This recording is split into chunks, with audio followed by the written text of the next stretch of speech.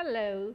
So I hope all of you are doing good, and today we're going to start off with the fourth lesson, that is the binomial expressions.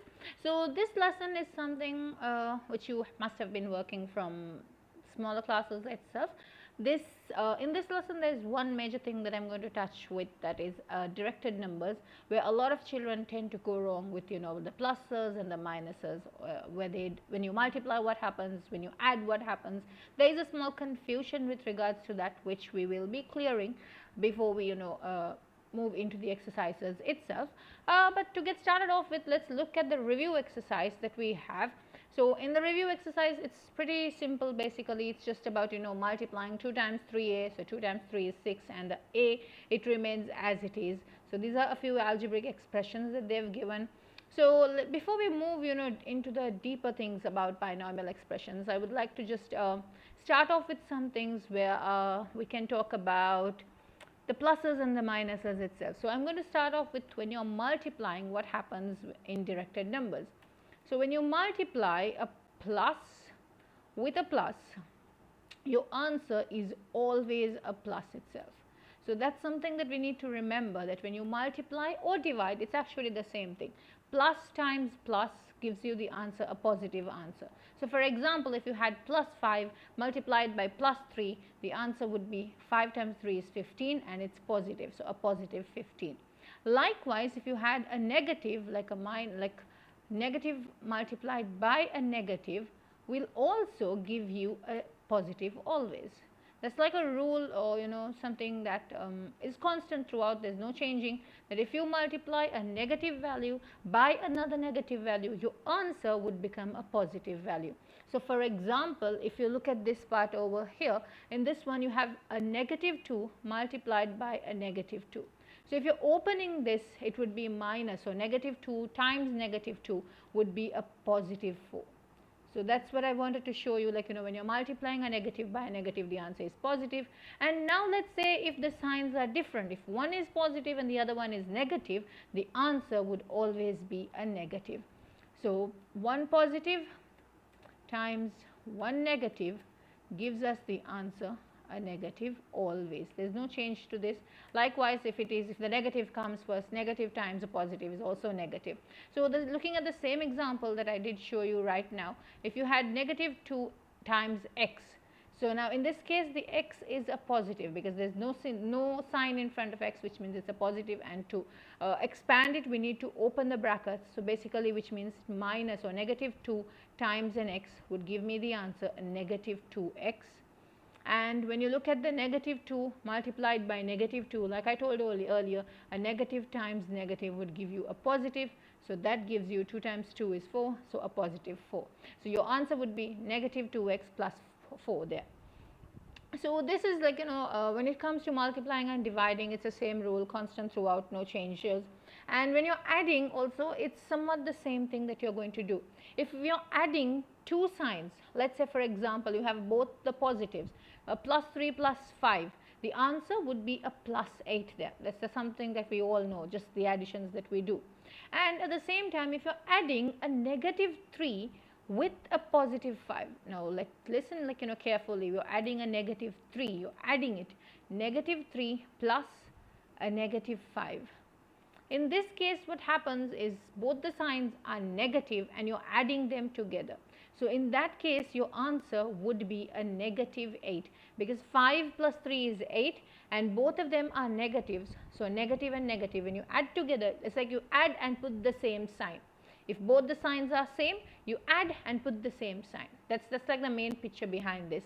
And now let's say the same question, if we change it a little bit and keep the negative 3 as it is, but instead we are going to change this negative 5 to a positive 5. So now let's see what exactly happens. One is a positive and the other one is a negative. So two different signs. When you have two different signs, what you really do is you subtract and put the higher value sign. Now when I say subtract, you have to subtract 3 from 5. So that's pretty simple. You get the answer 2 there. But the problem that comes in is, what is the sign that I need to put? Is it a positive or a negative? Now when you look at 3 and 5, the highest is 5 as a number if you take. So this is, I mean, this is like a technique that we use to really remember about directed numbers. If you look at the conceptual explanations behind this, you can draw the number line and check how it moves and why the answer would be like, positive or negative here. But to remember it easily, we can say like, we subtract and put the higher value sign. So 5 minus 3 is 2, and the higher value out of 3 and 5 is 5. So the answer, I mean, the higher value is 5, so it's a positive 5. So the answer would also be a positive 2. Now the same question I'm going to alter once more. I'm going to make this a plus 3 and add a negative 5. So this is going to be a negative. Now in this case also the question is pretty clear. It's the same thing, but this time 5 minus 3 is 2 again. But since 5 is the highest number out of 3 and 5, we need to put the sign with 5. So the sign with 5 is a negative. So your answer would be a negative 2. So this is like a simple technique that we can use to remember directed numbers. So yeah. Now let me make another small change to this question. Let's put the subtraction into this. So what happens when you subtract exactly? Now we're going to put the same question, but this time we're going to move with subtraction. So let's move with negative 3, subtract negative 5 itself. We're doing the same 3, repeating the same 3, but only difference is we're subtracting instead of adding. Now the main thing that you need to remember is when you have subtraction, we have to change a little bit of things. So we make this as a negative 3, we make this a plus, and when you make this a plus, your symbol inside, or the negative 5 actually becomes a positive 5 as well. So this is how we do the change there. So now we have negative 3 add positive 5.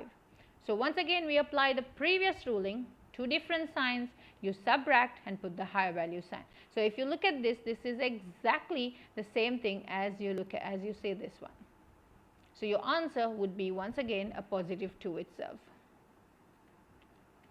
So that's like what happens when you have a subtraction there. When you have a subtraction, you change it to a positive, but when you change this as a to addition, from subtraction you change this to addition, the symbol here has to change as well. You need to remember that part. Or basically what you're doing is you're multiplying negative by a negative and making it positive. Either way, even that way you can tell that is correct there. Or now let me look at, let's do the next part. If we have a positive 3 and we need to subtract let's say a negative 5. So now what happens once again? So if you look at this one, you have the positive 3 as it is. There is no big change. We're going cool with the same thing. Now the negative is becoming a positive, and when the negative or the subtraction becomes an addition, we need to change the negative 5 to a positive 5 as well. So when you change this to a positive 5, you basically have a plus 3 plus plus 3 add plus 5. So that is going to be a plus 8. So this is how directed numbers really work. I hope that part was really clear to you, because directed numbers is like a really important part, or the basic stuff which a lot of children do miss out, and once they miss out on the directed numbers, they find a lot of other parts in maths difficult as well, like the binomials, when it comes to quadratics, or all of that becomes confusing because the base or the directed numbers part is not clear. That is why I think I spent like a little bit of time explaining this part clearly. If you still do not understand, please comment below and tell me what you do not understand, or you can definitely email to my email address as well, and I'll be glad to help you out with that part. Okay, so that's pretty much it with the directed numbers. So let's move to the actual questions itself.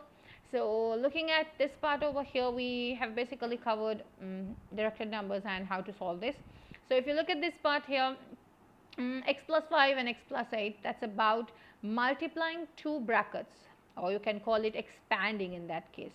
So when you have to expand, we'll look at it by looking into 4.1 itself, where we need to find the product of two binomial expressions. So if you have 3x plus 2 and 2x plus 3. So there are multiple ways that you can work out this question. Whatever is convenient, easy for you, that's the best way. Choose what is easy for you, what you understand best, right? So let's say, for example, you have the grid method. Now when we talk about the grid method, what exactly is the grid method? Like if you look, this is something along the grids itself, where you have a table, you put a table there, and you divide this into a few parts there.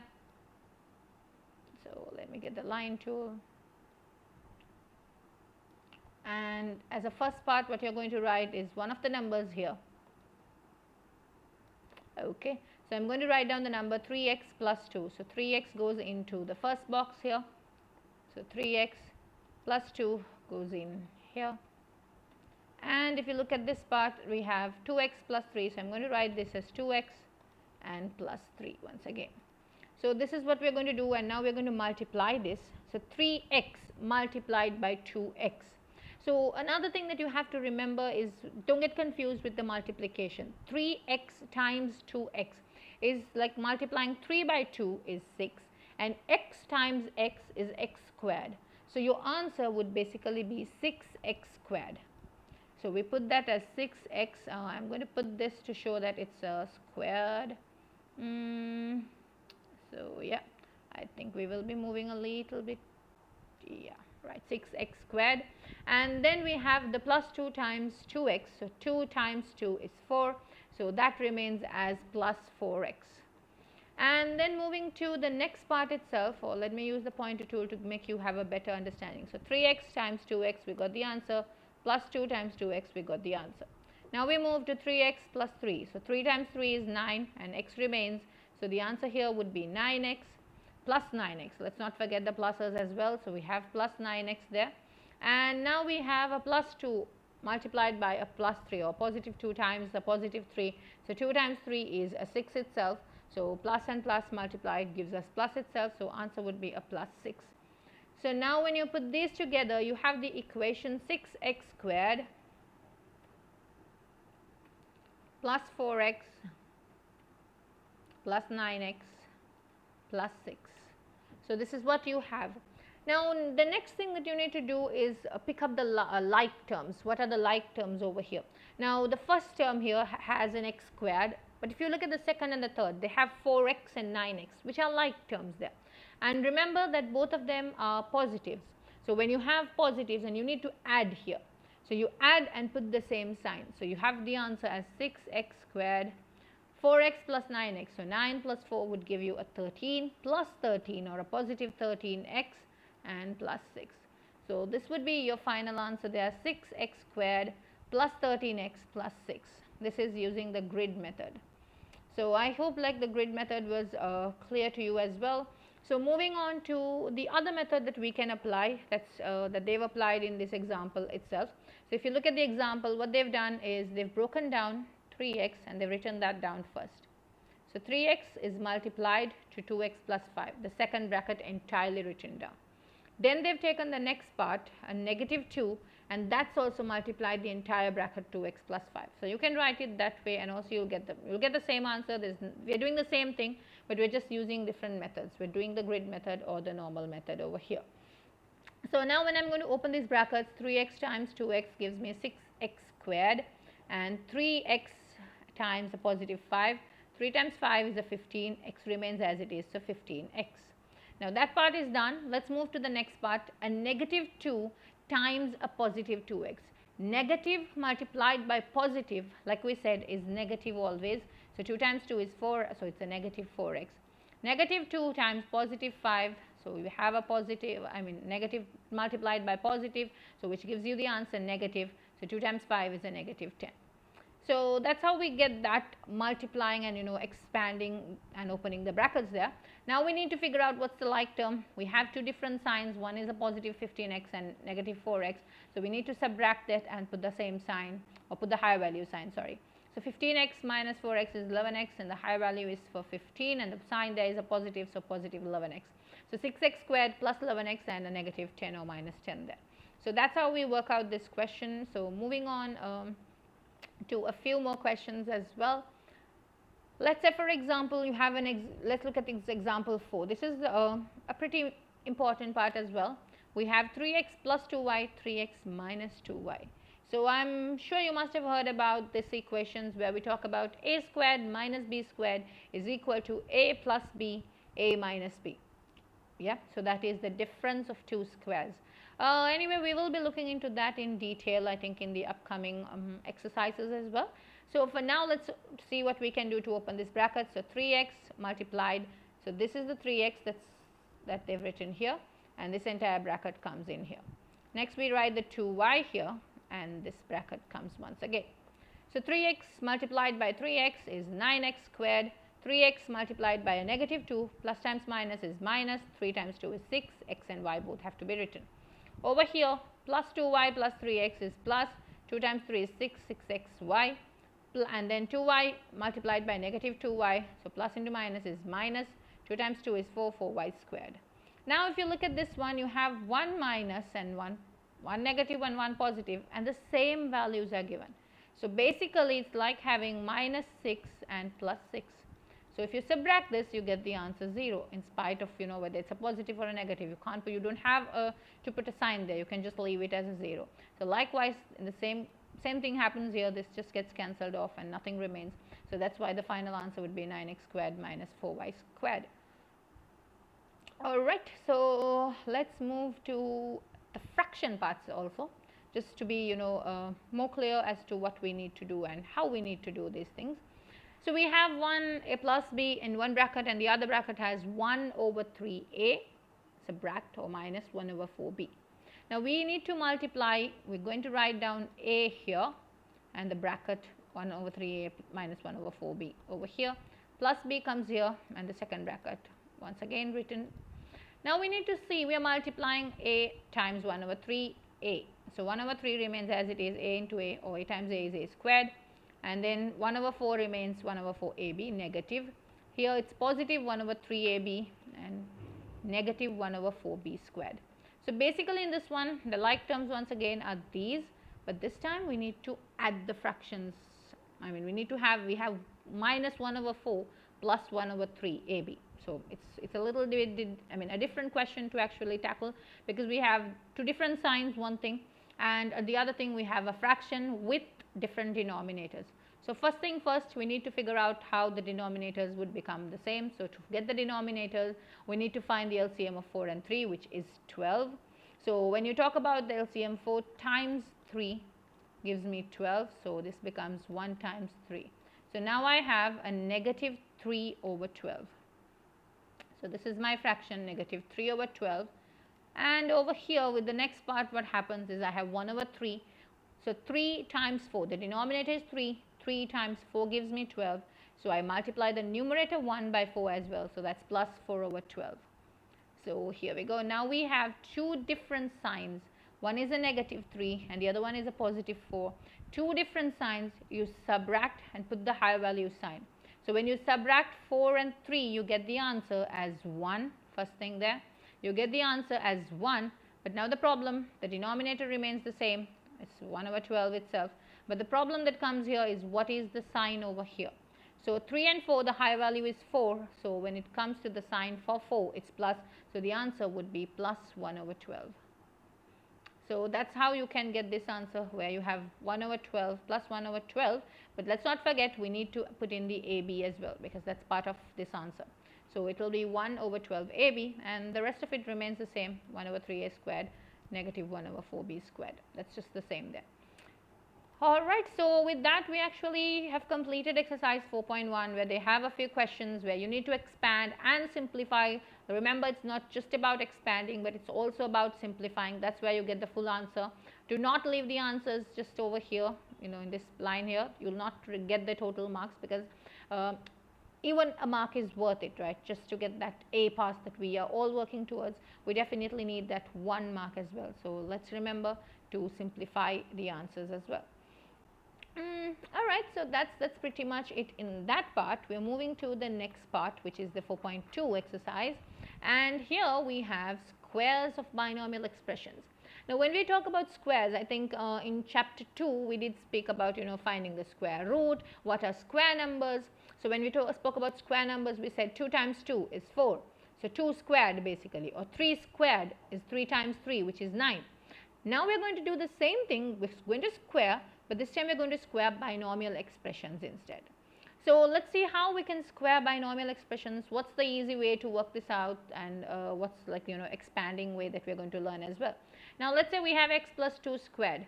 So which basically means x plus 2 is multiplied to x plus 2. So we write it twice, and we follow the same technique that we followed in the previous question as well. So x we write here, we write the whole bracket x plus 2, we write plus 2, and then we write the entire bracket x plus 2. Now we multiply x times x is x squared, x times plus 2 is plus 2x, plus 2 times x is plus 2x, and plus 2 times 2 is plus 4. So like terms here is plus 2x and plus 2x. When you add them together, you get plus 4x.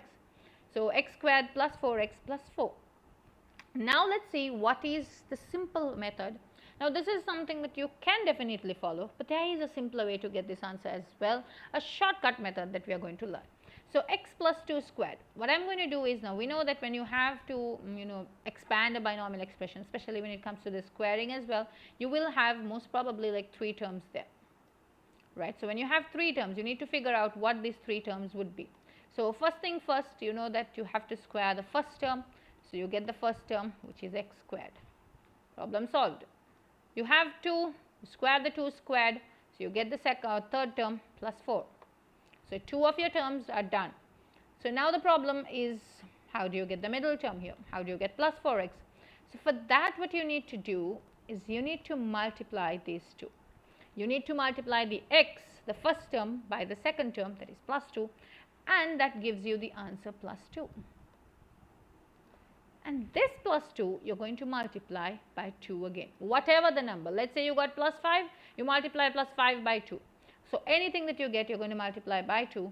So plus 2 times 2 there. So it was x times 2 is 2x. Let's not forget the x there. So 2x times 2 is 4x. So that's how we get the middle term. So why exactly, how do we get that? Because if you look at this one where they've expanded a plus b, you see that this middle term is 2ab. So basically a times b is multiplied by 2ab. That's how you get the middle term. That's exactly what we applied there. So we'll look into a few more questions and see how we can figure it out or work it out as well. So let's see x plus 3 squared. I squared the x, I got x squared. One problem solved. 3 squared is not 6. 3 times 2 is 6, but 3 times 3 is 9. So 3 squared means 3 times 3, which is plus 9. Remember, even if you had negative 3, this squared will also give you a plus 9, because negative 3 means that we are going to multiply, I'll just write this down. So when we have negative 3, it means that we are multiplying minus 3 or negative 3 by a negative 3, which gives you a positive answer. So basically that is like, whenever the power is an even power, your answer would be positive, and if it's an odd power, your answer would be a negative. So that's exactly what that means there. But anyway, coming back to the question, we need to figure out what the middle term here is. How did we get the 6x here? We multiply x by 3, that's 3x, and we multiply 3x by 2. So that will give me 6x. So you see that how how simple that is to follow there. Let's look at another example, y minus 2. So y is y squared, minus 2 squared is minus 2 times minus 2, that's plus 4, positive 4, let's not forget that part once again. And now comes the middle one, y times minus 2 is minus 2y. Minus 2y times 2 will give me a minus 4y. So that's how we got this minus 4y there. Okay, so let's move on to a little bit of a difficult question. So right, when we have something like this, minus 2x and minus 3y, like a lot of minuses there. So let's work out minus 2x times minus 2x minus, I'm just going to write that down to, make it a little simple for you, minus 2x times minus 2x. So minus times the minus is plus, 2 times 2 is 4, and x times x is x squared. So basically I have a plus 4x squared for my first term there. And now I'm going to take the third term, which is minus 3y squared. So basically minus 3y squared means minus 3y times minus 3y. So minus multiplied by minus is plus again. 3 times 3 is 9, and y times y is y squared, so 9y squared. That's done as well. So now the problem comes to the middle term. How would we get the middle term? So to get the middle term, like I told you, we need to multiply negative 2x multiplied by negative 3y. So when you multiply these two, minus times a minus is plus. So the answer would be plus. First let's put in the symbol or the sign there. Now 2 times 3 is 6, and x and y will come along with that. So plus 6xy. Our next step is multiply that answer by 2 as well, because 2ab, we multiply the a and b, and then now we need to multiply that by 2. So that gives me the answer 12xy. So that's how they've got this answer, 4x squared plus 12xy plus 9y squared. So I hope the shortcut method is clear as well. I mean, why it's as necessary to know the shortcut method is for 2 reasons. One is for you to recheck your work. Sometimes when we say recheck your paper, keep checking. Sometimes we're done with the paper and we're like, I'm done, I'm good with it. Rechecking does not mean just reading the paper throughout or just looking here and then, okay, I'm done. That's not what rechecking means. Rechecking is using a different method and trying to get, okay, is my answer correct? Like validating your answer is what we mean by rechecking. So that is one thing. You can use the shortcut method to recheck your answers. And the other thing is, when you come to the maths paper, though they say it's a 5-hour paper, it's a very long paper, that time may not be sufficient sometimes. So you need to have like quick methods to get to your answer as well. If you do have time, yes, definitely you can use the longer method. If you're very confident with that and you can do it pretty fast, then yes, go for it. But it's the shortcut method is a simpler way to get to the answer. So yeah, that's pretty much about that part. And moving on with the next examples that they have. This is about some questions they've broken down finding 105 squared. Instead of multiplying 105 by 105, they've broken it down to 100 plus 5 and then squaring it. So 100 plus 5, you square the 100, it's 100, and then you make it multiplied by 100 again, you get the answer 10,000 there. 5 squared is 25. So two parts are sorted. You need the middle part. 100 times 5 is 500. 500 times 2 is 1000. So now adding them up is easy. 10,000 plus 1000 is 11,000. So answer would be 11,025.